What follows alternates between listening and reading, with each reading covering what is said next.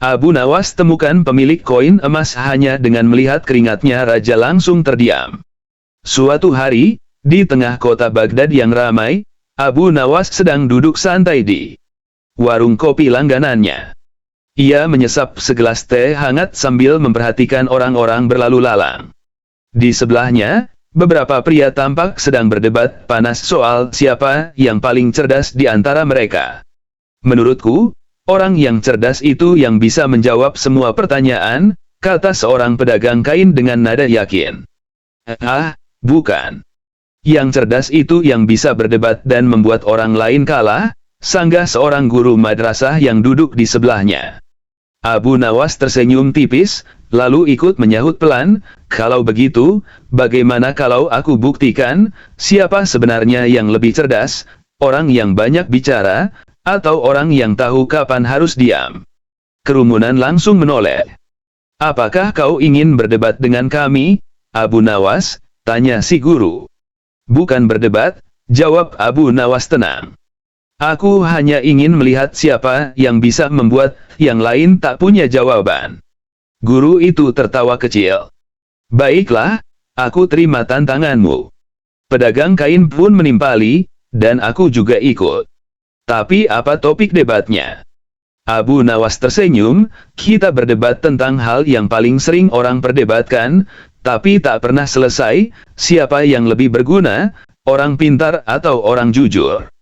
Semua orang di warung itu langsung menyorot mereka. Beberapa bahkan memesan kopi tambahan, tahu betul bahwa kalau Abu Nawas sudah bicara, pasti ada sesuatu yang tak biasa. Guru itu memulai, jelas orang jujur lebih berguna. Tanpa kejujuran, dunia akan kacau. Pedagang kain menimpali, tapi kalau orang jujur itu bodoh, ia bisa ditipu siapa saja. Maka orang pintar yang lebih penting. Abu Nawas hanya tersenyum, menatap cangkir tehnya, lalu berkata pelan, aku setuju dengan kalian berdua. Loh, bagaimana bisa? Itu kan bertentangan, seru keduanya. Begini, kata Abu Nawas sambil menatap mereka bergantian, orang jujur memang dibutuhkan untuk menjaga kebenaran, tapi tanpa kepintaran, ia akan disesatkan oleh orang licik. Sebaliknya, orang pintar dibutuhkan untuk mengatur kehidupan, tapi tanpa kejujuran, ia bisa mempermainkan kebenaran. Maka, yang paling berguna adalah orang yang tahu kapan harus pintar, dan kapan harus jujur. Warung mendadak hening. Lalu pedagang kain berusaha melawan, kalau begitu, apakah kau menganggap dirimu termasuk orang seperti itu? Abu Nawas meneguk tehnya dan menjawab ringan, aku sedang berusaha, tapi aku sudah tahu kapan harus berhenti berdebat sebelum kalah. Semua orang tertawa. Tapi guru itu tidak mau kalah. Tunggu. Kita belum selesai. Kalau begitu, kau bilang tahu kapan harus berhenti, apakah itu berarti kau takut kalah? Abu Nawas tersenyum dan berkata, aku hanya tak mau membuang waktu membuktikan hal yang sudah terbukti. Kau ingin bukti? Lihat saja, siapa yang sedang berdebat, dan siapa yang sedang ditonton. Kerumunan langsung bergemuruh. Guru itu terdiam, wajahnya memerah. Lihat, lanjut Abu Nawas dengan nada tenang, orang pintar tahu kapan bicara, tapi orang bijak tahu kapan diam. Kau ingin terlihat pintar, aku ingin belajar bijak. Orang-orang di warung tertawa sambil bertepuk tangan. Guru itu hanya bisa tersenyum kaku, lalu berdiri sambil berkata, kau menang, Abu Nawas. Tapi aku tetap ingin tahu satu hal, apakah kau selalu punya jawaban untuk semua hal? Abu Nawas menatapnya sebentar, lalu berkata, tidak. Tapi aku selalu tahu kemana mencari jawaban, dan kadang, jawabannya ada di orang yang tidak sadar sedang aku uji. Warung kembali riuh dengan tawa. Pedagang kain, yang tadi begitu semangat berdebat, kini hanya bisa tersenyum malu sambil mengangguk. Sementara Abu Nawas, tanpa banyak bicara, berdiri, membayar tehnya, dan berjalan pergi dengan tenang. Seseorang dari kerumunan berbisik, aneh ya, kita semua datang ingin melihat dia kalah, tapi pulangnya justru kita yang merasa lebih bodoh. Yang lain menimpali, itulah Abu Nawas. Dia tidak pernah berdebat untuk menang, dia hanya membuat kita sadar bahwa sering kali kita berdebat untuk menutupi ketidaktahuan kita sendiri. Beberapa hari setelah kejadian di warung kopi itu, kabar tentang kepintaran Abu Nawas tersebar ke seluruh kota. Sampai akhirnya, berita itu sampai ke telinga seorang cendekiawan terkenal dari istana bernama Hakim Farid, orang yang dikenal keras kepala dan tidak pernah mau kalah dalam berdebat. Abu Nawas hanya menang karena lawannya orang pasar, kata Hakim Farid dengan nada meremehkan. Coba ia berdebat denganku, pasti lidahnya akan terbelit oleh logikaku. Raja yang mendengar ucapan itu tertarik. Ia pun memanggil Abu Nawas ke istana. Abu Nawas, kata sang raja, aku ingin melihat apakah kepintaranmu benar-benar sebanding dengan yang dikatakan orang. Aku akan mempertemukanmu dengan Hakim Farid besok pagi. Kalian akan berdebat, dan aku sendiri yang akan menilai siapa yang lebih unggul. Abu Nawas hanya tersenyum, baik, tuanku. Tapi bolehkah aku mengajukan satu syarat kecil? Apa itu? Debatnya tidak boleh tentang benar atau salah, melainkan tentang siapa yang bisa membuat orang berpikir lebih lama. Raja mengerutkan dahi, lalu tertawa kecil. Baiklah, itu menarik. Aku setuju. Keesokan harinya, aula istana penuh sesak. Para bangsawan, ulama, dan pelayan semua ingin menyaksikan pertarungan dua otak besar Baghdad itu. Hakim Farid membuka perdebatan dengan nada sombong. Abu Nawas, katakan padaku, mana yang lebih tua, kebenaran atau kebohongan? Abu Nawas menatapnya sebentar, lalu menjawab pelan, kebohongan lahir setelah kebenaran, tapi kebohongan lebih cepat tumbuh. Hakim Farid tersenyum sinis. Jawaban licik. Tapi jika kebohongan datang setelah kebenaran, berarti kebenaran lebih kuat, bukan? Belum tentu, balas Abu Nawas cepat. Api datang setelah kayu, tapi api bisa menghabiskan kayu hanya dalam sekejap. Ruangan langsung bergemuruh. Raja tersenyum lebar, sementara Hakim Farid mulai gelisah. Ia mencoba membalas, kalau begitu, kau percaya bahwa kebohongan bisa mengalahkan kebenaran? Abu Nawas menggeleng. Tidak. Aku hanya percaya, kebenaran yang tidak dijaga dengan cerdas bisa dikalahkan oleh kebohongan yang diucapkan dengan pandai. Beberapa bangsawan mengangguk, kagum. Hakim Farid menggigit bibirnya. Ia mencoba ganti arah. Baiklah, pertanyaan lain. Mana yang lebih sulit, menjadi orang pintar atau menjadi orang jujur? Abu Nawas tersenyum. Yang paling sulit adalah menjadi orang pintar yang tetap jujur. Kenapa begitu? Karena orang pintar bisa memutarbalikkan kebenaran untuk kepentingannya, dan butuh keberanian besar untuk tidak melakukannya. Hening sejenak. Raja menatap Abu Nawas dengan tatapan puas. Namun Hakim Farid belum mau menyerah. Kalau begitu, kau menganggap dirimu orang seperti itu? Abu Nawas mengangkat alis. Aku tidak tahu. Tapi setidaknya aku tidak berani mengaku jujur saat hatiku belum diuji. Tawa kecil terdengar di seluruh ruangan. Hakim Farid mulai kehilangan arah. Namun tiba-tiba ia berkata, baiklah, terakhir. Aku ingin bertanya, kalau kau begitu bijak, jelaskan padaku, mana yang lebih benar, ucapan atau niat? Abu Nawas diam cukup lama. Semua orang menunggu dengan tegang. Lalu ia menjawab pelan, ucapan adalah pakaian, niat adalah tubuhnya. Tapi terkadang, pakaian bisa lebih bersih daripada tubuh. Ruangan kembali sunyi. Lalu terdengar suara tawa kecil dari raja. Luar biasa. Jawabanmu membuat orang berpikir dua kali sebelum bicara. Hakim Farid tertunduk. Ia mencoba mencari kata, tapi lidahnya keluh. Abu Nawas menatapnya lembut. Wahai Hakim, tujuan debat bukanlah untuk membuat orang kalah, tapi untuk membuat semua orang berhenti merasa paling benar. Dan kau, berhasil membuatku berhenti, gumam Hakim Farid lirih. Abu Nawas tersenyum tipis. Berarti aku menang. Raja menjawab sambil tertawa, kau menang bukan karena kau paling pintar, tapi karena bahkan kebijaksanaanmu pun terasa seperti pelajaran. Saat Abu Nawas berjalan keluar istana, seorang prajurit muda menghampirinya dan bertanya, "Tuan, bagaimana caramu bisa menjawab semua pertanyaan tanpa ragu?"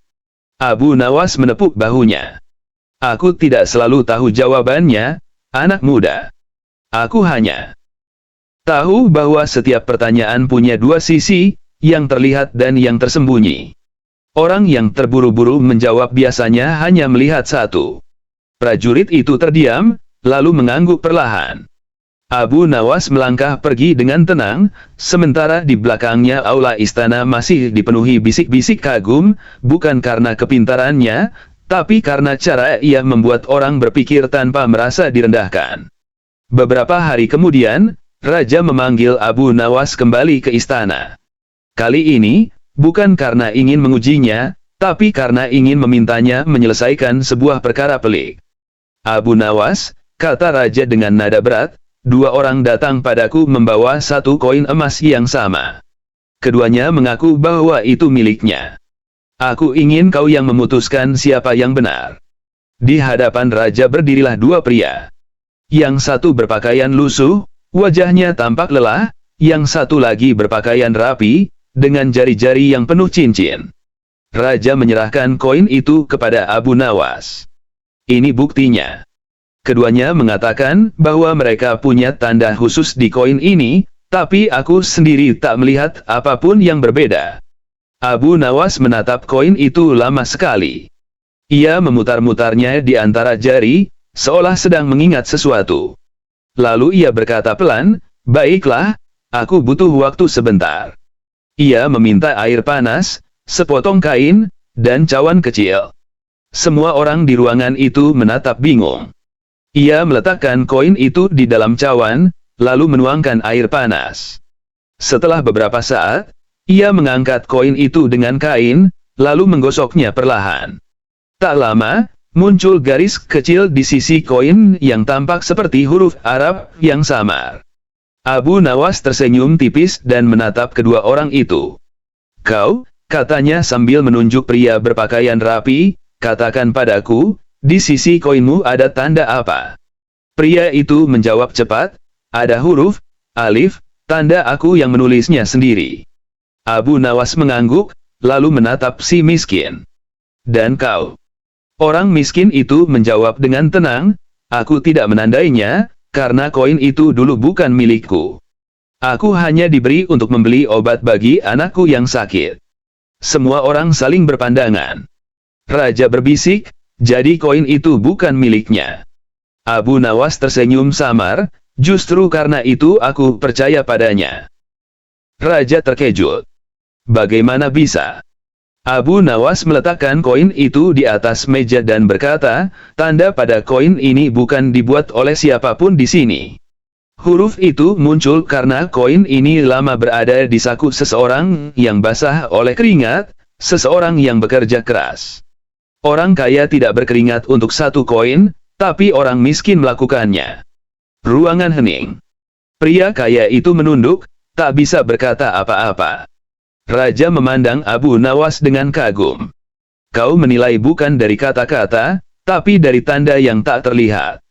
Abu Nawas menjawab lembut, "Orang jujur tidak selalu punya bukti, tapi ia selalu meninggalkan jejak kejujuran di cara ia berbicara." Raja tertawa pelan.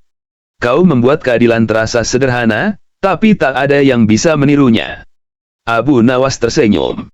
"Keadilan sederhana bagi yang tidak ingin menang sendiri." Saat semua orang beranjak pergi, Raja menghentikannya sejenak. "Abu Nawas, bagaimana kau tahu keringat bisa meninggalkan tanda seperti itu?" Abu Nawas menoleh sambil tertawa kecil. "Aku tahu karena dulu aku pernah jadi orang miskin, yang menyimpan harapan di saku yang sama dengan satu koin terakhirku."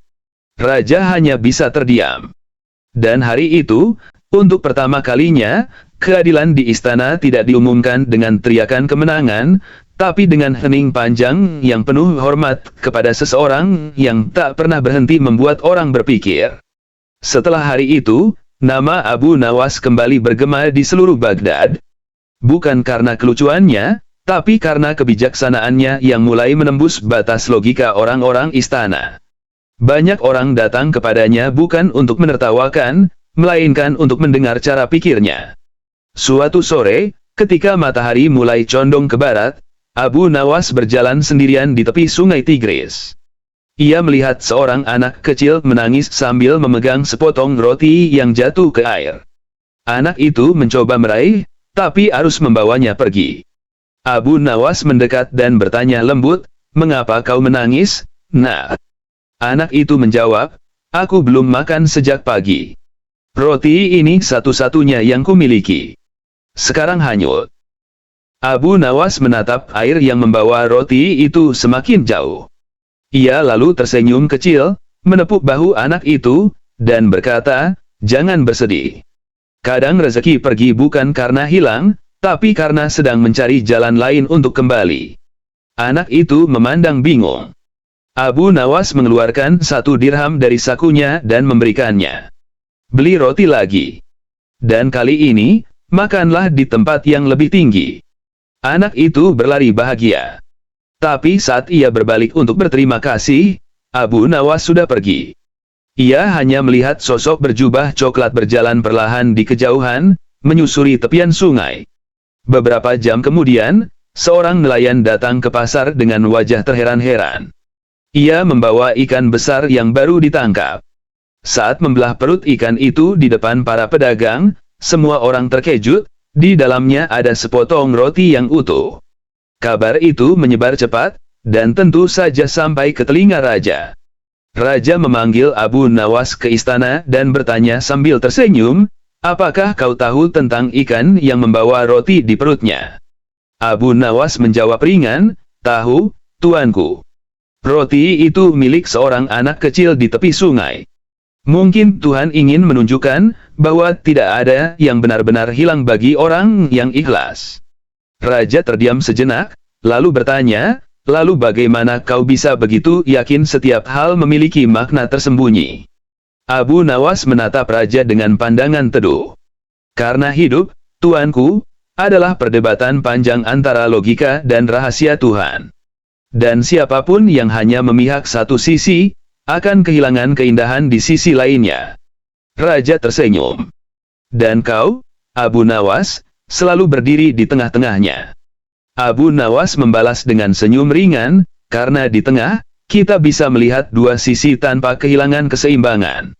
Ia pun berpamitan dan melangkah keluar dari istana. Di luar, angin sore Baghdad berhembus lembut. Di kejauhan, azan maghrib mulai berkumandang. Abu Nawas berhenti sejenak, memandang langit yang berwarna jingga, lalu berkata pelan, "Manusia terlalu sering mencari kemenangan dalam debat, padahal yang seharusnya dicari adalah kedamaian setelahnya." Ia berjalan pelan menuruni jalan berbatu, menembus keramaian kota yang mulai tenang. Di setiap langkahnya, orang-orang masih membicarakannya, bukan karena ia selalu benar, tapi karena ia selalu membuat kebenaran terasa manusiawi. Abu Nawas temukan pemilik koin emas hanya dengan melihat keringatnya. Raja langsung terdiam. Suatu hari, di tengah kota Baghdad yang ramai, Abu Nawas sedang duduk santai di warung kopi langganannya. Ia menyesap segelas teh hangat sambil memperhatikan orang-orang berlalu lalang. Di sebelahnya, beberapa pria tampak sedang berdebat panas soal siapa yang paling cerdas di antara mereka. "Menurutku, orang yang cerdas itu yang bisa menjawab semua pertanyaan," kata seorang pedagang kain dengan nada yakin. Bukan. Yang cerdas itu yang bisa berdebat dan membuat orang lain kalah," sanggah seorang guru madrasah yang duduk di sebelahnya. Abu Nawas tersenyum tipis, lalu ikut menyahut pelan, "Kalau begitu, bagaimana kalau aku buktikan, siapa sebenarnya yang lebih cerdas, orang yang banyak bicara, atau orang yang tahu kapan harus diam?" Kerumunan langsung menoleh. "Apakah kau ingin berdebat dengan kami, Abu Nawas?" tanya si guru. "Bukan berdebat," jawab Abu Nawas tenang. "Aku hanya ingin melihat siapa yang bisa membuat yang lain tak punya jawaban." Guru itu tertawa kecil. "Baiklah, aku terima tantanganmu." Pedagang kain pun menimpali, dan aku juga ikut. "Tapi apa topik debatnya?" Abu Nawas tersenyum, kita berdebat tentang hal yang paling sering orang perdebatkan, tapi tak pernah selesai, siapa yang lebih berguna, orang pintar atau orang jujur. Semua orang di warung itu langsung menyorot mereka. Beberapa bahkan memesan kopi tambahan, tahu betul bahwa kalau Abu Nawas sudah bicara, pasti ada sesuatu yang tak biasa. Guru itu memulai, jelas orang jujur lebih berguna. Tanpa kejujuran, dunia akan kacau. Pedagang kain menimpali, tapi kalau orang jujur itu bodoh, ia bisa ditipu siapa saja. Maka orang pintar yang lebih penting.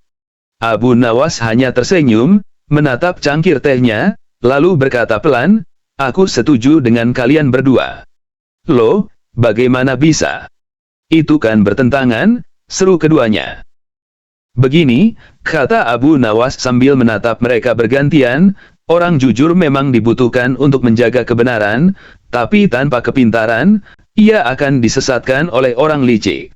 Sebaliknya, orang pintar dibutuhkan untuk mengatur kehidupan, tapi tanpa kejujuran, ia bisa mempermainkan kebenaran. Maka, yang paling berguna adalah orang yang tahu kapan harus pintar, dan kapan harus jujur. Warung mendadak hening. Lalu pedagang kain berusaha melawan, kalau begitu, apakah kau menganggap dirimu termasuk orang seperti itu? Abu Nawas meneguk tehnya dan menjawab ringan, aku sedang berusaha, tapi aku sudah tahu kapan harus berhenti berdebat sebelum kalah.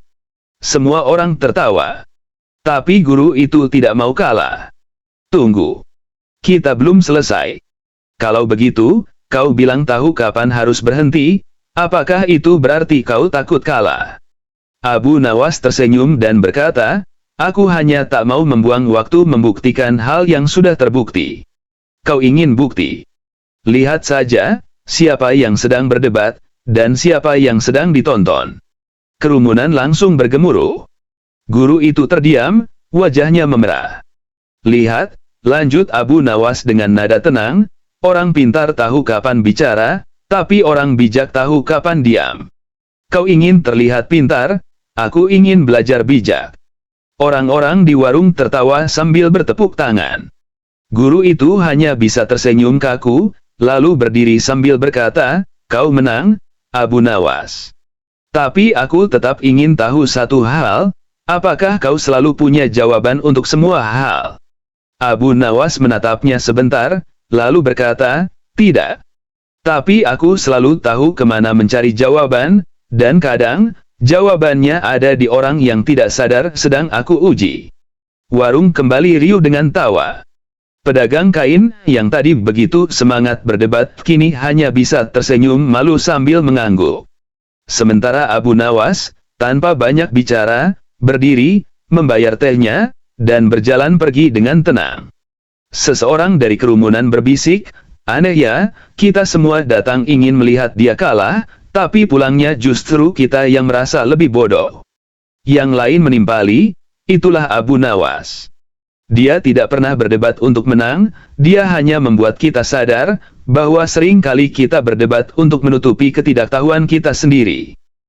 Beberapa hari setelah kejadian di warung kopi itu, kabar tentang kepintaran Abu Nawas tersebar ke seluruh kota.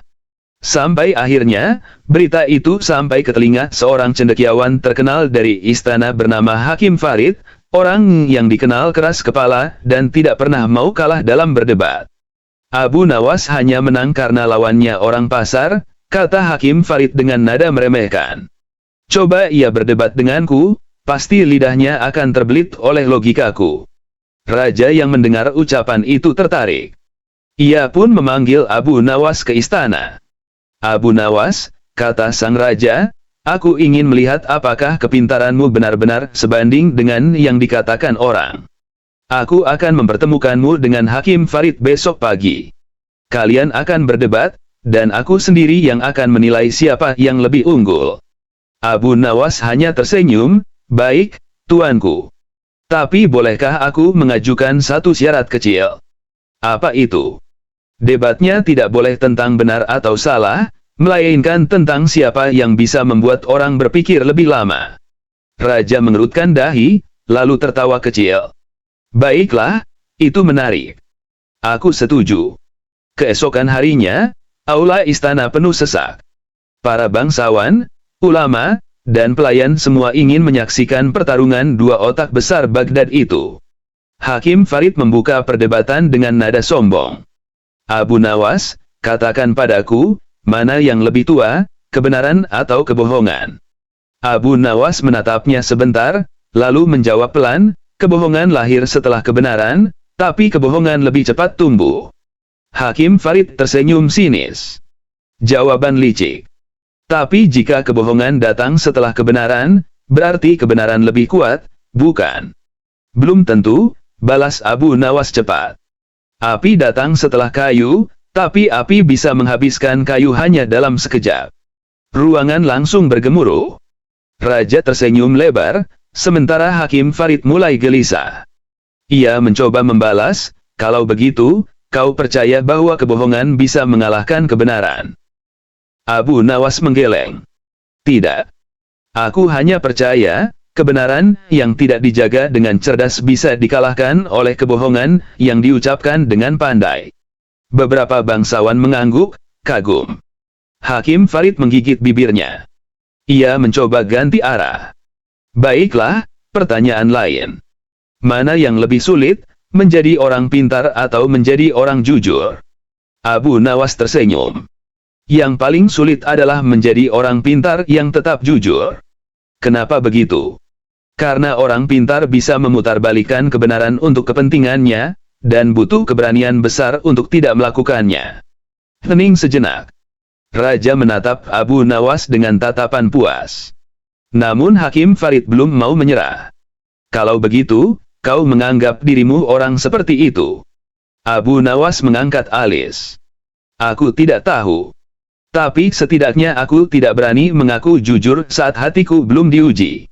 Tawa kecil terdengar di seluruh ruangan. Hakim Farid mulai kehilangan arah. Namun tiba-tiba ia berkata, baiklah, terakhir. Aku ingin bertanya, kalau kau begitu bijak, jelaskan padaku, mana yang lebih benar, ucapan atau niat? Abu Nawas diam cukup lama. Semua orang menunggu dengan tegang. Lalu ia menjawab pelan, ucapan adalah pakaian, niat adalah tubuhnya. Tapi terkadang, pakaian bisa lebih bersih daripada tubuh. Ruangan kembali sunyi. Lalu terdengar suara tawa kecil dari raja. Luar biasa. Jawabanmu membuat orang berpikir dua kali sebelum bicara. Hakim Farid tertunduk. Ia mencoba mencari kata, tapi lidahnya keluh. Abu Nawas menatapnya lembut. Wahai Hakim, tujuan debat bukanlah untuk membuat orang kalah, tapi untuk membuat semua orang berhenti merasa paling benar. Dan kau, berhasil membuatku berhenti, gumam Hakim Farid lirih. Abu Nawas tersenyum tipis. Berarti aku menang. Raja menjawab sambil tertawa, kau menang bukan karena kau paling pintar, tapi karena bahkan kebijaksanaanmu pun terasa seperti pelajaran. Saat Abu Nawas berjalan keluar istana, seorang prajurit muda menghampirinya dan bertanya, Tuan, bagaimana caramu bisa menjawab semua pertanyaan tanpa ragu? Abu Nawas menepuk bahunya. Aku tidak selalu tahu jawabannya, anak muda. Aku hanya tahu bahwa setiap pertanyaan punya dua sisi, yang terlihat dan yang tersembunyi. Orang yang terburu-buru menjawab biasanya hanya melihat satu. Prajurit itu terdiam, lalu mengangguk perlahan.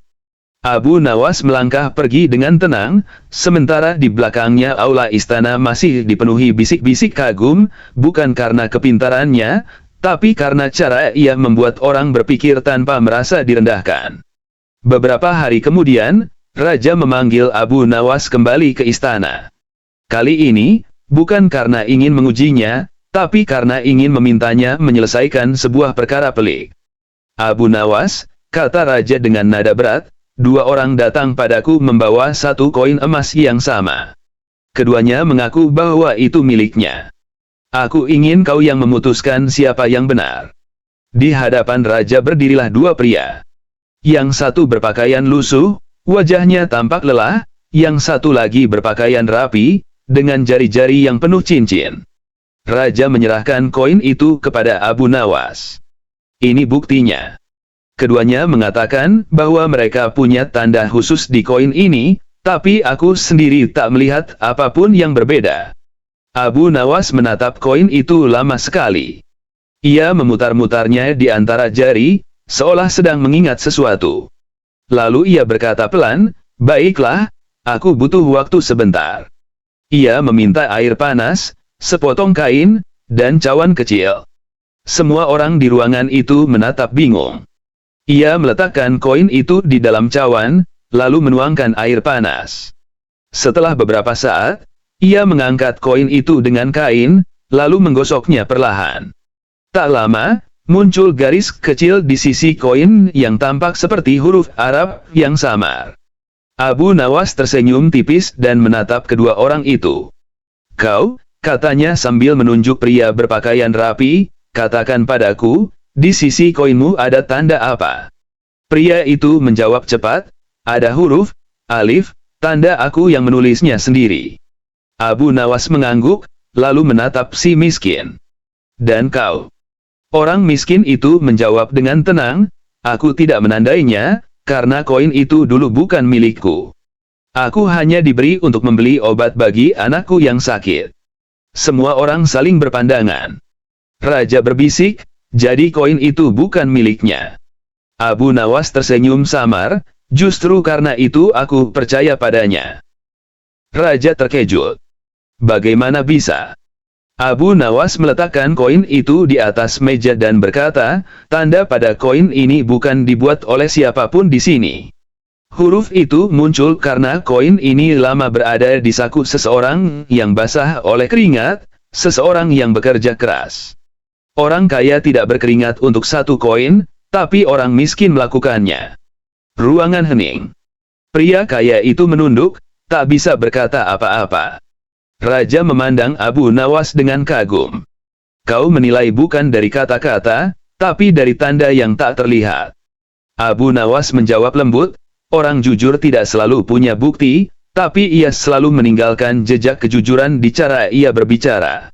Raja tertawa pelan. "Kau membuat keadilan terasa sederhana, tapi tak ada yang bisa menirunya." Abu Nawas tersenyum. "Keadilan sederhana bagi yang tidak ingin menang sendiri." Saat semua orang beranjak pergi, Raja menghentikannya sejenak.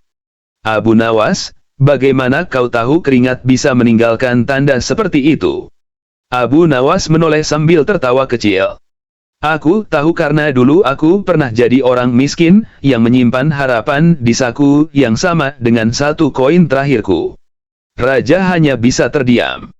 Dan hari itu, untuk pertama kalinya, keadilan di istana tidak diumumkan dengan teriakan kemenangan, tapi dengan hening panjang yang penuh hormat kepada seseorang yang tak pernah berhenti membuat orang berpikir.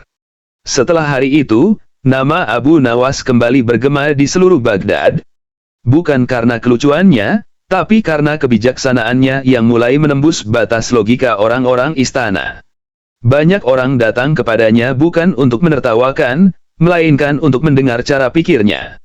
Suatu sore, ketika matahari mulai condong ke barat, Abu Nawas berjalan sendirian di tepi sungai Tigris. Ia melihat seorang anak kecil menangis sambil memegang sepotong roti yang jatuh ke air. Anak itu mencoba meraih, tapi arus membawanya pergi. Abu Nawas mendekat dan bertanya lembut, "Mengapa kau menangis, Nak?" Anak itu menjawab, "Aku belum makan sejak pagi. Roti ini satu-satunya yang kumiliki. Sekarang hanyut." Abu Nawas menatap air yang membawa roti itu semakin jauh. Ia lalu tersenyum kecil, menepuk bahu anak itu, dan berkata, "Jangan bersedih. Kadang rezeki pergi bukan karena hilang, tapi karena sedang mencari jalan lain untuk kembali." Anak itu memandang bingung. Abu Nawas mengeluarkan 1 dirham dari sakunya dan memberikannya. "Beli roti lagi. Dan kali ini, makanlah di tempat yang lebih tinggi." Anak itu berlari bahagia. Tapi saat ia berbalik untuk berterima kasih, Abu Nawas sudah pergi. Ia hanya melihat sosok berjubah coklat berjalan perlahan di kejauhan, menyusuri tepian sungai. Beberapa jam kemudian, seorang nelayan datang ke pasar dengan wajah terheran-heran. Ia membawa ikan besar yang baru ditangkap. Saat membelah perut ikan itu di depan para pedagang, semua orang terkejut, di dalamnya ada sepotong roti yang utuh. Kabar itu menyebar cepat, dan tentu saja sampai ke telinga raja. Raja memanggil Abu Nawas ke istana dan bertanya sambil tersenyum, "Apakah kau tahu tentang ikan yang membawa roti di perutnya?" Abu Nawas menjawab ringan, "Tahu, tuanku. Roti itu milik seorang anak kecil di tepi sungai. Mungkin Tuhan ingin menunjukkan bahwa tidak ada yang benar-benar hilang bagi orang yang ikhlas." Raja terdiam sejenak, lalu bertanya, "Lalu bagaimana kau bisa begitu yakin setiap hal memiliki makna tersembunyi?" Abu Nawas menatap raja dengan pandangan teduh. "Karena hidup, tuanku, adalah perdebatan panjang antara logika dan rahasia Tuhan. Dan siapapun yang hanya memihak satu sisi, akan kehilangan keindahan di sisi lainnya." Raja tersenyum. "Dan kau, Abu Nawas, selalu berdiri di tengah-tengahnya." Abu Nawas membalas dengan senyum ringan, "Karena di tengah, kita bisa melihat dua sisi tanpa kehilangan keseimbangan." Ia pun berpamitan dan melangkah keluar dari istana. Di luar, angin sore Baghdad berhembus lembut. Di kejauhan, azan maghrib mulai berkumandang. Abu Nawas berhenti sejenak, memandang langit yang berwarna jingga, lalu berkata pelan, "Manusia terlalu sering mencari kemenangan dalam debat, padahal yang seharusnya dicari adalah kedamaian setelahnya." Ia berjalan pelan menuruni jalan berbatu, menembus keramaian kota yang mulai tenang. Di setiap langkahnya, orang-orang masih membicarakannya, bukan karena ia selalu benar, tapi karena ia selalu membuat kebenaran terasa manusiawi. Abu Nawas temukan pemilik koin emas hanya dengan melihat keringatnya raja langsung terdiam. Suatu hari, di tengah kota Baghdad yang ramai, Abu Nawas sedang duduk santai di warung kopi langganannya. Ia menyesap segelas teh hangat sambil memperhatikan orang-orang berlalu lalang. Di sebelahnya, beberapa pria tampak sedang berdebat panas soal siapa yang paling cerdas di antara mereka.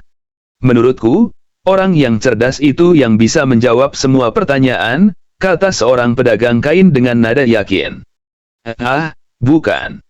Yang cerdas itu yang bisa berdebat dan membuat orang lain kalah," sanggah seorang guru madrasah yang duduk di sebelahnya. Abu Nawas tersenyum tipis, lalu ikut menyahut pelan, "Kalau begitu, bagaimana kalau aku buktikan, siapa sebenarnya yang lebih cerdas, orang yang banyak bicara, atau orang yang tahu kapan harus diam?" Kerumunan langsung menoleh. "Apakah kau ingin berdebat dengan kami, Abu Nawas?" tanya si guru. "Bukan berdebat," jawab Abu Nawas tenang. "Aku hanya ingin melihat siapa yang bisa membuat yang lain tak punya jawaban." Guru itu tertawa kecil. "Baiklah, aku terima tantanganmu." Pedagang kain pun menimpali, dan aku juga ikut. "Tapi apa topik debatnya?" Abu Nawas tersenyum, "Kita berdebat tentang hal yang paling sering orang perdebatkan, tapi tak pernah selesai, siapa yang lebih berguna, orang pintar atau orang jujur." Semua orang di warung itu langsung menyorot mereka. Beberapa bahkan memesan kopi tambahan, tahu betul bahwa kalau Abu Nawas sudah bicara, pasti ada sesuatu yang tak biasa. Guru itu memulai, "Jelas orang jujur lebih berguna. Tanpa kejujuran, dunia akan kacau." Pedagang kain menimpali, "Tapi kalau orang jujur itu bodoh, ia bisa ditipu siapa saja. Maka orang pintar yang lebih penting." Abu Nawas hanya tersenyum, menatap cangkir tehnya, lalu berkata pelan, "Aku setuju dengan kalian berdua." "Loh, bagaimana bisa? Itu kan bertentangan," seru keduanya. "Begini," kata Abu Nawas sambil menatap mereka bergantian, "orang jujur memang dibutuhkan untuk menjaga kebenaran, tapi tanpa kepintaran, ia akan disesatkan oleh orang licik. Sebaliknya, orang pintar dibutuhkan untuk mengatur kehidupan, tapi tanpa kejujuran, ia bisa mempermainkan kebenaran. Maka, yang paling berguna adalah orang yang tahu kapan harus pintar, dan kapan harus jujur." Warung mendadak hening. Lalu pedagang kain berusaha melawan, "Kalau begitu, apakah kau menganggap dirimu termasuk orang seperti itu?" Abu Nawas meneguk tehnya dan menjawab ringan, aku sedang berusaha, tapi aku sudah tahu kapan harus berhenti berdebat sebelum kalah. Semua orang tertawa. Tapi guru itu tidak mau kalah. Tunggu. Kita belum selesai. Kalau begitu, kau bilang tahu kapan harus berhenti, apakah itu berarti kau takut kalah? Abu Nawas tersenyum dan berkata, aku hanya tak mau membuang waktu membuktikan hal yang sudah terbukti. Kau ingin bukti? Lihat saja, siapa yang sedang berdebat, dan siapa yang sedang ditonton. Kerumunan langsung bergemuruh. Guru itu terdiam, wajahnya memerah. Lihat, lanjut Abu Nawas dengan nada tenang, orang pintar tahu kapan bicara, tapi orang bijak tahu kapan diam. Kau ingin terlihat pintar, aku ingin belajar bijak. Orang-orang di warung tertawa sambil bertepuk tangan. Guru itu hanya bisa tersenyum kaku, lalu berdiri sambil berkata, kau menang, Abu Nawas. Tapi aku tetap ingin tahu satu hal, apakah kau selalu punya jawaban untuk semua hal? Abu Nawas menatapnya sebentar, lalu berkata, tidak.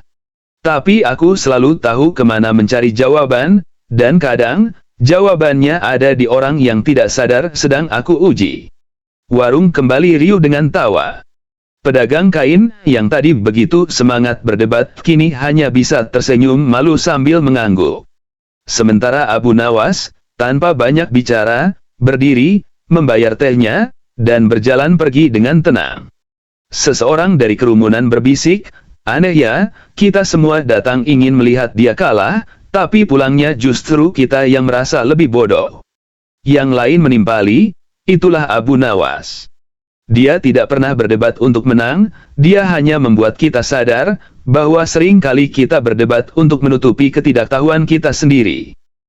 Beberapa hari setelah kejadian di warung kopi itu, kabar tentang kepintaran Abu Nawas tersebar ke seluruh kota.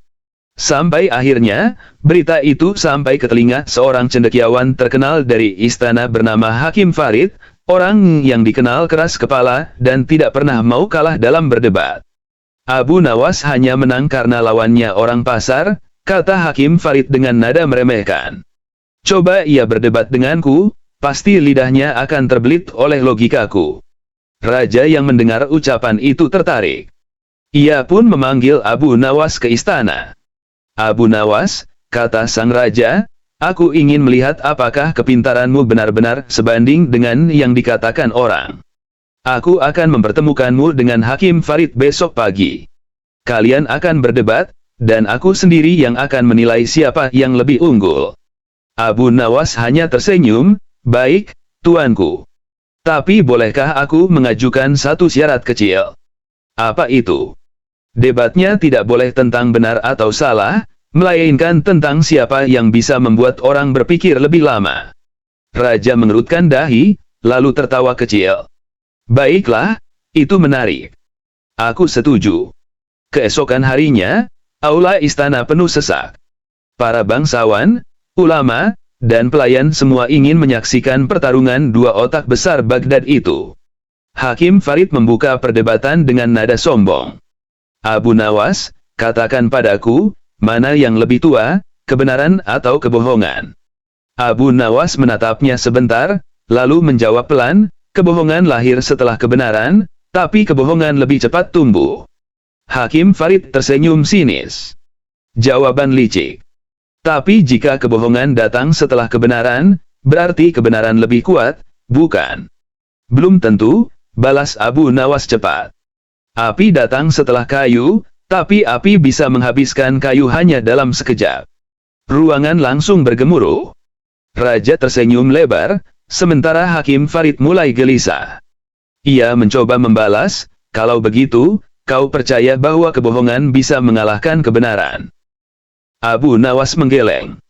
Tidak. Aku hanya percaya, kebenaran yang tidak dijaga dengan cerdas bisa dikalahkan oleh kebohongan yang diucapkan dengan pandai. Beberapa bangsawan mengangguk, kagum. Hakim Farid menggigit bibirnya. Ia mencoba ganti arah. Baiklah, pertanyaan lain. Mana yang lebih sulit, menjadi orang pintar atau menjadi orang jujur? Abu Nawas tersenyum. yang paling sulit adalah menjadi orang pintar yang tetap jujur. Kenapa begitu? Karena orang pintar bisa memutarbalikkan kebenaran untuk kepentingannya, dan butuh keberanian besar untuk tidak melakukannya. Hening sejenak. Raja menatap Abu Nawas dengan tatapan puas. Namun Hakim Farid belum mau menyerah. Kalau begitu, kau menganggap dirimu orang seperti itu? Abu Nawas mengangkat alis. Aku tidak tahu. Tapi setidaknya aku tidak berani mengaku jujur saat hatiku belum diuji. Tawa kecil terdengar di seluruh ruangan. Hakim Farid mulai kehilangan arah. Namun tiba-tiba ia berkata, baiklah, terakhir. Aku ingin bertanya, kalau kau begitu bijak, jelaskan padaku, mana yang lebih benar, ucapan atau niat. Abu Nawas diam cukup lama. Semua orang menunggu dengan tegang. Lalu ia menjawab pelan, ucapan adalah pakaian, niat adalah tubuhnya. Tapi terkadang, pakaian bisa lebih bersih daripada tubuh. Ruangan kembali sunyi. Lalu terdengar suara tawa kecil dari raja. Luar biasa. Jawabanmu membuat orang berpikir dua kali sebelum bicara. Hakim Farid tertunduk. Ia mencoba mencari kata, tapi lidahnya keluh. Abu Nawas menatapnya lembut. Wahai Hakim, tujuan debat bukanlah untuk membuat orang kalah, tapi untuk membuat semua orang berhenti merasa paling benar. Dan kau, berhasil membuatku berhenti, gumam Hakim Farid lirih. Abu Nawas tersenyum tipis. Berarti aku menang. Raja menjawab sambil tertawa, kau menang bukan karena kau paling pintar, tapi karena bahkan kebijaksanaanmu pun terasa seperti pelajaran. Saat Abu Nawas berjalan keluar istana, seorang prajurit muda menghampirinya dan bertanya, Tuan, bagaimana caramu bisa menjawab semua pertanyaan tanpa ragu? Abu Nawas menepuk bahunya. Aku tidak selalu tahu jawabannya, anak muda. Aku hanya tahu bahwa setiap pertanyaan punya dua sisi, yang terlihat dan yang tersembunyi. Orang yang terburu-buru menjawab biasanya hanya melihat satu. Prajurit itu terdiam, lalu mengangguk perlahan. Abu Nawas melangkah pergi dengan tenang, sementara di belakangnya aula istana masih dipenuhi bisik-bisik kagum, bukan karena kepintarannya, tapi karena cara ia membuat orang berpikir tanpa merasa direndahkan. Beberapa hari kemudian, Raja memanggil Abu Nawas kembali ke istana. Kali ini, bukan karena ingin mengujinya, tapi karena ingin memintanya menyelesaikan sebuah perkara pelik. Abu Nawas, kata Raja dengan nada berat, dua orang datang padaku membawa satu koin emas yang sama. Keduanya mengaku bahwa itu miliknya. Aku ingin kau yang memutuskan siapa yang benar. Di hadapan Raja berdirilah dua pria. Yang satu berpakaian lusuh, wajahnya tampak lelah, yang satu lagi berpakaian rapi, dengan jari-jari yang penuh cincin. Raja menyerahkan koin itu kepada Abu Nawas. Ini buktinya. Keduanya mengatakan bahwa mereka punya tanda khusus di koin ini, tapi aku sendiri tak melihat apapun yang berbeda. Abu Nawas menatap koin itu lama sekali.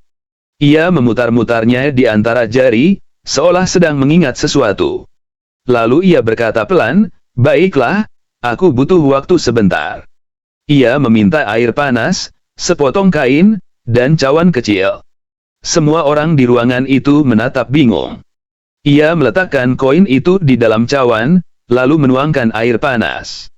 Setelah beberapa saat, ia mengangkat koin itu dengan kain, lalu menggosoknya perlahan. Tak lama, muncul garis kecil di sisi koin yang tampak seperti huruf Arab yang samar. Abu Nawas tersenyum tipis dan menatap kedua orang itu. Kau, katanya sambil menunjuk pria berpakaian rapi, katakan padaku, di sisi koinmu ada tanda apa? Pria itu menjawab cepat, ada huruf, alif, tanda aku yang menulisnya sendiri. Abu Nawas mengangguk, lalu menatap si miskin. Dan kau? Orang miskin itu menjawab dengan tenang, aku tidak menandainya, karena koin itu dulu bukan milikku. Aku hanya diberi untuk membeli obat bagi anakku yang sakit. Semua orang saling berpandangan. Raja berbisik, jadi koin itu bukan miliknya. Abu Nawas tersenyum samar, Justru karena itu aku percaya padanya. Raja terkejut. Bagaimana bisa? Abu Nawas meletakkan koin itu di atas meja dan berkata, tanda pada koin ini bukan dibuat oleh siapapun di sini. Huruf itu muncul karena koin ini lama berada di saku seseorang yang basah oleh keringat, seseorang yang bekerja keras. Orang kaya tidak berkeringat untuk satu koin, tapi orang miskin melakukannya. Ruangan hening. Pria kaya itu menunduk, tak bisa berkata apa-apa. Raja memandang Abu Nawas dengan kagum. Kau menilai bukan dari kata-kata, tapi dari tanda yang tak terlihat. Abu Nawas menjawab lembut, orang jujur tidak selalu punya bukti, tapi ia selalu meninggalkan jejak kejujuran di cara ia berbicara. Raja tertawa pelan. Kau membuat keadilan terasa sederhana, tapi tak ada yang bisa menirunya. Abu Nawas tersenyum. Keadilan sederhana bagi yang tidak ingin menang sendiri. Saat semua orang beranjak pergi, Raja menghentikannya sejenak. Abu Nawas, bagaimana kau tahu keringat bisa meninggalkan tanda seperti itu? Abu Nawas menoleh sambil tertawa kecil. Aku tahu karena dulu aku pernah jadi orang miskin, yang menyimpan harapan di saku yang sama dengan satu koin terakhirku. Raja hanya bisa terdiam. Dan hari itu, untuk pertama kalinya, keadilan di istana tidak diumumkan dengan teriakan kemenangan, tapi dengan hening panjang yang penuh hormat kepada seseorang yang tak pernah berhenti membuat orang berpikir. Setelah hari itu, nama Abu Nawas kembali bergema di seluruh Baghdad. Bukan karena kelucuannya, tapi karena kebijaksanaannya yang mulai menembus batas logika orang-orang istana. Banyak orang datang kepadanya bukan untuk menertawakan, melainkan untuk mendengar cara pikirnya. Suatu sore, ketika matahari mulai condong ke barat, Abu Nawas berjalan sendirian di tepi sungai Tigris.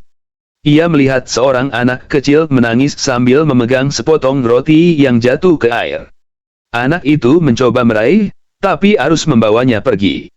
Abu Nawas mendekat dan bertanya lembut, "Mengapa kau menangis, Nak?" Anak itu menjawab, "Aku belum makan sejak pagi. Roti ini satu-satunya yang kumiliki. Sekarang hanyut." Abu Nawas menatap air yang membawa roti itu semakin jauh.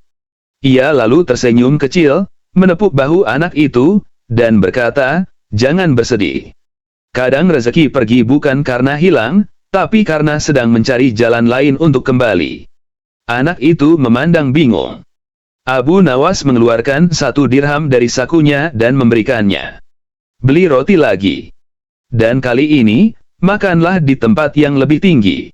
Anak itu berlari bahagia. Tapi saat ia berbalik untuk berterima kasih, Abu Nawas sudah pergi. Ia hanya melihat sosok berjubah coklat berjalan perlahan di kejauhan, menyusuri tepian sungai. Beberapa jam kemudian, seorang nelayan datang ke pasar dengan wajah terheran-heran. Ia membawa ikan besar yang baru ditangkap.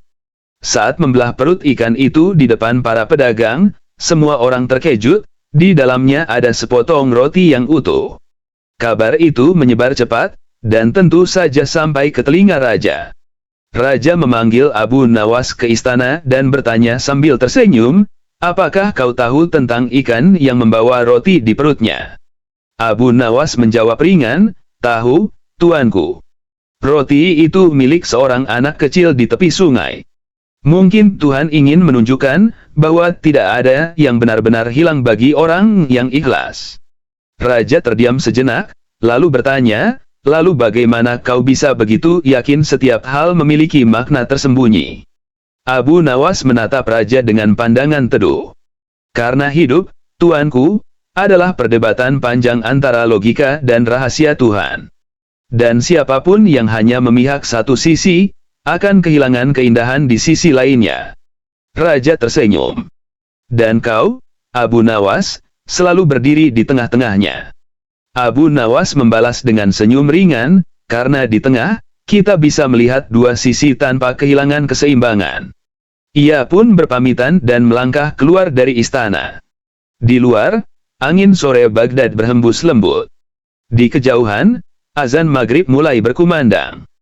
Abu Nawas berhenti sejenak, memandang langit yang berwarna jingga, lalu berkata pelan, manusia terlalu sering mencari kemenangan dalam debat, padahal yang seharusnya dicari adalah kedamaian setelahnya.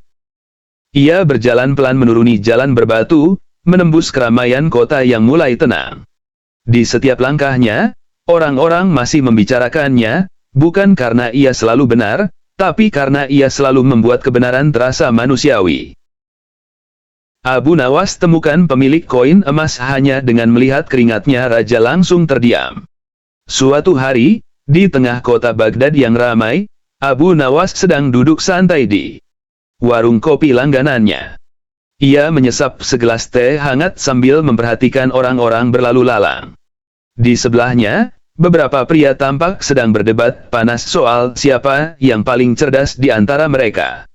Menurutku, orang yang cerdas itu yang bisa menjawab semua pertanyaan, kata seorang pedagang kain dengan nada yakin. Bukan.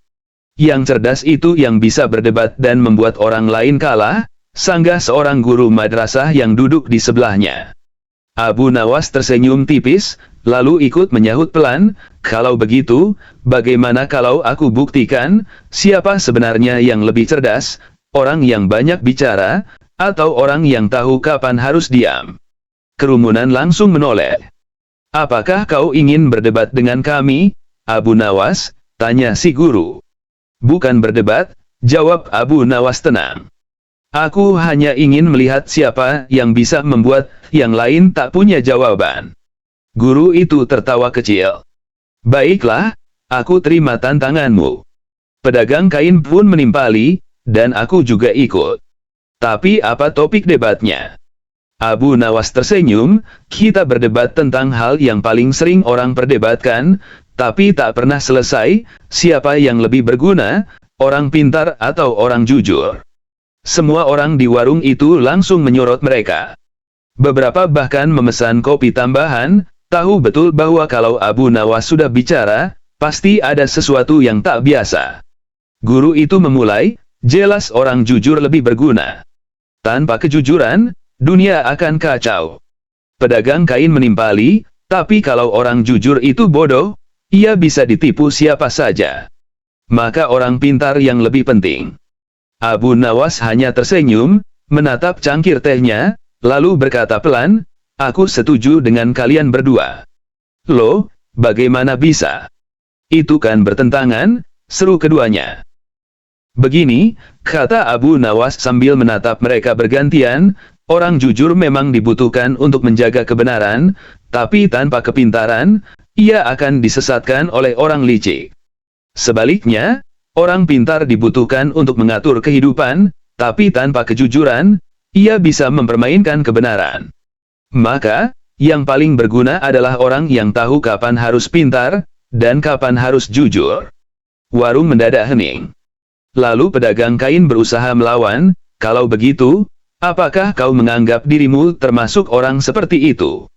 Abu Nawas meneguk tehnya dan menjawab ringan, aku sedang berusaha, tapi aku sudah tahu kapan harus berhenti berdebat sebelum kalah. Semua orang tertawa. Tapi guru itu tidak mau kalah. Tunggu. Kita belum selesai. Kalau begitu, kau bilang tahu kapan harus berhenti, apakah itu berarti kau takut kalah? Abu Nawas tersenyum dan berkata, aku hanya tak mau membuang waktu membuktikan hal yang sudah terbukti. Kau ingin bukti? Lihat saja, siapa yang sedang berdebat, dan siapa yang sedang ditonton. Kerumunan langsung bergemuruh. Guru itu terdiam, wajahnya memerah. Lihat, lanjut Abu Nawas dengan nada tenang, orang pintar tahu kapan bicara, tapi orang bijak tahu kapan diam. Kau ingin terlihat pintar, aku ingin belajar bijak. Orang-orang di warung tertawa sambil bertepuk tangan. Guru itu hanya bisa tersenyum kaku, lalu berdiri sambil berkata, kau menang, Abu Nawas. Tapi aku tetap ingin tahu satu hal, apakah kau selalu punya jawaban untuk semua hal? Abu Nawas menatapnya sebentar, lalu berkata, tidak. Tapi aku selalu tahu kemana mencari jawaban, dan kadang, jawabannya ada di orang yang tidak sadar sedang aku uji. Warung kembali riuh dengan tawa. Pedagang kain yang tadi begitu semangat berdebat kini hanya bisa tersenyum malu sambil mengangguk. Sementara Abu Nawas, tanpa banyak bicara, berdiri, membayar tehnya, dan berjalan pergi dengan tenang. Seseorang dari kerumunan berbisik, "Aneh ya, kita semua datang ingin melihat dia kalah, tapi pulangnya justru kita yang merasa lebih bodoh." Yang lain menimpali, "Itulah Abu Nawas. Dia tidak pernah berdebat untuk menang, dia hanya membuat kita sadar, bahwa sering kali kita berdebat untuk menutupi ketidaktahuan kita sendiri." Beberapa hari setelah kejadian di warung kopi itu, kabar tentang kepintaran Abu Nawas tersebar ke seluruh kota. Sampai akhirnya, berita itu sampai ke telinga seorang cendekiawan terkenal dari istana bernama Hakim Farid, orang yang dikenal keras kepala dan tidak pernah mau kalah dalam berdebat. "Abu Nawas hanya menang karena lawannya orang pasar," kata Hakim Farid dengan nada meremehkan. "Coba ia berdebat denganku, pasti lidahnya akan terbelit oleh logikaku." Raja yang mendengar ucapan itu tertarik. Ia pun memanggil Abu Nawas ke istana. "Abu Nawas," kata sang raja, "aku ingin melihat apakah kepintaranmu benar-benar sebanding dengan yang dikatakan orang. Aku akan mempertemukanmu dengan Hakim Farid besok pagi. Kalian akan berdebat, dan aku sendiri yang akan menilai siapa yang lebih unggul." Abu Nawas hanya tersenyum, "Baik, tuanku. Tapi bolehkah aku mengajukan satu syarat kecil?" "Apa itu?" "Debatnya tidak boleh tentang benar atau salah, melainkan tentang siapa yang bisa membuat orang berpikir lebih lama." Raja mengerutkan dahi, lalu tertawa kecil. "Baiklah, itu menarik. Aku setuju." Keesokan harinya, aula istana penuh sesak. Para bangsawan, ulama, dan pelayan semua ingin menyaksikan pertarungan dua otak besar Baghdad itu. Hakim Farid membuka perdebatan dengan nada sombong. "Abu Nawas, katakan padaku, mana yang lebih tua, kebenaran atau kebohongan?" Abu Nawas menatapnya sebentar, lalu menjawab pelan, "Kebohongan lahir setelah kebenaran, tapi kebohongan lebih cepat tumbuh." Hakim Farid tersenyum sinis. Jawaban licik. "Tapi jika kebohongan datang setelah kebenaran, berarti kebenaran lebih kuat, bukan?" "Belum tentu," balas Abu Nawas cepat. "Api datang setelah kayu, tapi api bisa menghabiskan kayu hanya dalam sekejap." Ruangan langsung bergemuruh. Raja tersenyum lebar, sementara Hakim Farid mulai gelisah. Ia mencoba membalas, "Kalau begitu, kau percaya bahwa kebohongan bisa mengalahkan kebenaran?" Abu Nawas menggeleng. "Tidak. Aku hanya percaya, kebenaran yang tidak dijaga dengan cerdas bisa dikalahkan oleh kebohongan yang diucapkan dengan pandai." Beberapa bangsawan mengangguk, kagum. Hakim Farid menggigit bibirnya. Ia mencoba ganti arah. "Baiklah, pertanyaan lain. Mana yang lebih sulit, menjadi orang pintar atau menjadi orang jujur?" Abu Nawas tersenyum. "Yang paling sulit adalah menjadi orang pintar yang tetap jujur." "Kenapa begitu?" "Karena orang pintar bisa memutarbalikkan kebenaran untuk kepentingannya, dan butuh keberanian besar untuk tidak melakukannya." Hening sejenak. Raja menatap Abu Nawas dengan tatapan puas. Namun Hakim Farid belum mau menyerah. "Kalau begitu, kau menganggap dirimu orang seperti itu?" Abu Nawas mengangkat alis. "Aku tidak tahu. Tapi setidaknya aku tidak berani mengaku jujur saat hatiku belum diuji."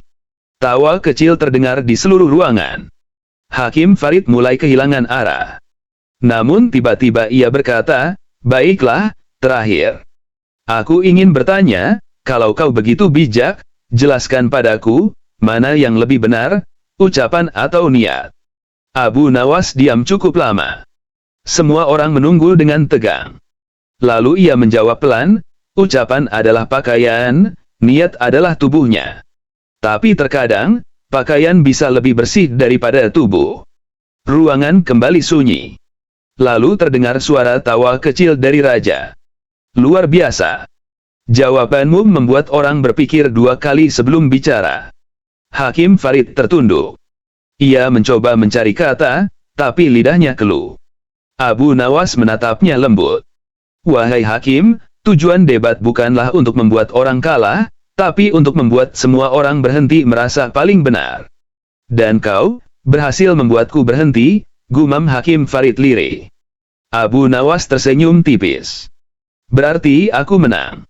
Raja menjawab sambil tertawa, kau menang bukan karena kau paling pintar, tapi karena bahkan kebijaksanaanmu pun terasa seperti pelajaran.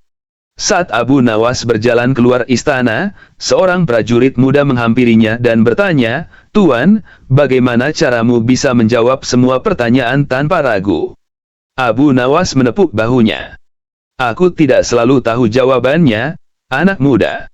Aku hanya tahu bahwa setiap pertanyaan punya dua sisi, yang terlihat dan yang tersembunyi. Orang yang terburu-buru menjawab biasanya hanya melihat satu. Prajurit itu terdiam, lalu mengangguk perlahan. Abu Nawas melangkah pergi dengan tenang, sementara di belakangnya aula istana masih dipenuhi bisik-bisik kagum, bukan karena kepintarannya, tapi karena cara ia membuat orang berpikir tanpa merasa direndahkan. Beberapa hari kemudian, Raja memanggil Abu Nawas kembali ke istana.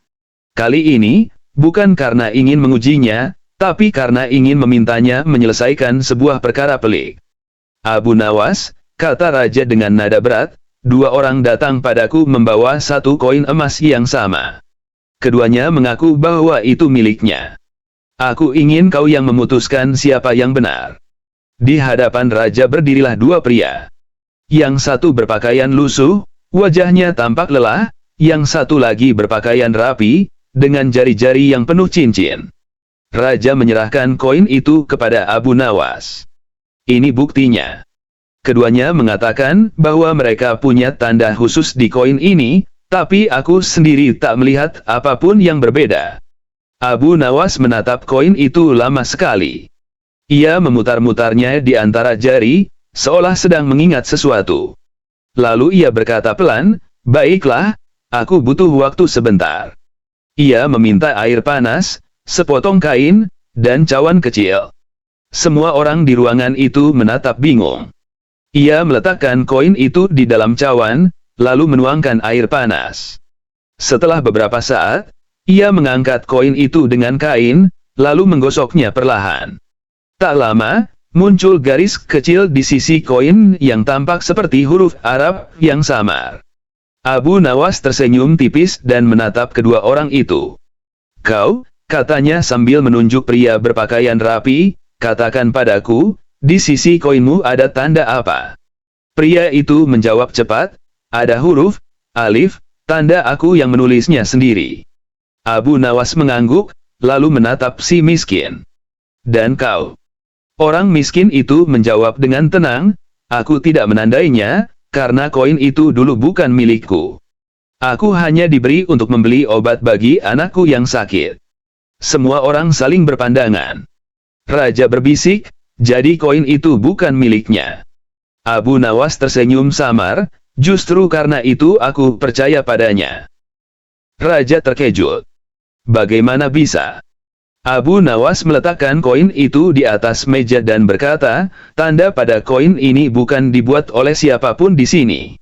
Huruf itu muncul karena koin ini lama berada di saku seseorang yang basah oleh keringat, seseorang yang bekerja keras. Orang kaya tidak berkeringat untuk satu koin, tapi orang miskin melakukannya. Ruangan hening. Pria kaya itu menunduk, tak bisa berkata apa-apa. Raja memandang Abu Nawas dengan kagum. Kau menilai bukan dari kata-kata, tapi dari tanda yang tak terlihat. Abu Nawas menjawab lembut, orang jujur tidak selalu punya bukti, tapi ia selalu meninggalkan jejak kejujuran di cara ia berbicara. Raja tertawa pelan. Kau membuat keadilan terasa sederhana, tapi tak ada yang bisa menirunya. Abu Nawas tersenyum. Keadilan sederhana bagi yang tidak ingin menang sendiri. Saat semua orang beranjak pergi, Raja menghentikannya sejenak. Abu Nawas, bagaimana kau tahu keringat bisa meninggalkan tanda seperti itu? Abu Nawas menoleh sambil tertawa kecil. Aku tahu karena dulu aku pernah jadi orang miskin, yang menyimpan harapan di saku yang sama dengan satu koin terakhirku. Raja hanya bisa terdiam. Dan hari itu, Untuk pertama kalinya, keadilan di istana tidak diumumkan dengan teriakan kemenangan, tapi dengan hening panjang yang penuh hormat kepada seseorang yang tak pernah berhenti membuat orang berpikir. Setelah hari itu, nama Abu Nawas kembali bergema di seluruh Baghdad. Bukan karena kelucuannya, tapi karena kebijaksanaannya yang mulai menembus batas logika orang-orang istana. Banyak orang datang kepadanya bukan untuk menertawakan, melainkan untuk mendengar cara pikirnya. Suatu sore, ketika matahari mulai condong ke barat, Abu Nawas berjalan sendirian di tepi sungai Tigris. Ia melihat seorang anak kecil menangis sambil memegang sepotong roti yang jatuh ke air. Anak itu mencoba meraih, tapi arus membawanya pergi. Abu Nawas mendekat dan bertanya lembut, "Mengapa kau menangis, Nak?" Anak itu menjawab, "Aku belum makan sejak pagi. Roti ini satu-satunya yang kumiliki. Sekarang hanyut." Abu Nawas menatap air yang membawa roti itu semakin jauh. Ia lalu tersenyum kecil, menepuk bahu anak itu, dan berkata, "Jangan bersedih. Kadang rezeki pergi bukan karena hilang, tapi karena sedang mencari jalan lain untuk kembali." Anak itu memandang bingung. Abu Nawas mengeluarkan 1 dirham dari sakunya dan memberikannya. "Beli roti lagi. Dan kali ini, makanlah di tempat yang lebih tinggi." Anak itu berlari bahagia. Tapi saat ia berbalik untuk berterima kasih, Abu Nawas sudah pergi.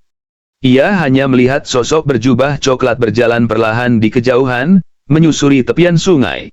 Beberapa jam kemudian, seorang nelayan datang ke pasar dengan wajah terheran-heran. Ia membawa ikan besar yang baru ditangkap. Saat membelah perut ikan itu di depan para pedagang, semua orang terkejut, di dalamnya ada sepotong roti yang utuh. Kabar itu menyebar cepat, dan tentu saja sampai ke telinga raja. Raja memanggil Abu Nawas ke istana dan bertanya sambil tersenyum, "Apakah kau tahu tentang ikan yang membawa roti di perutnya?" Abu Nawas menjawab ringan, "Tahu, tuanku. Roti itu milik seorang anak kecil di tepi sungai. Mungkin Tuhan ingin menunjukkan bahwa tidak ada yang benar-benar hilang bagi orang yang ikhlas."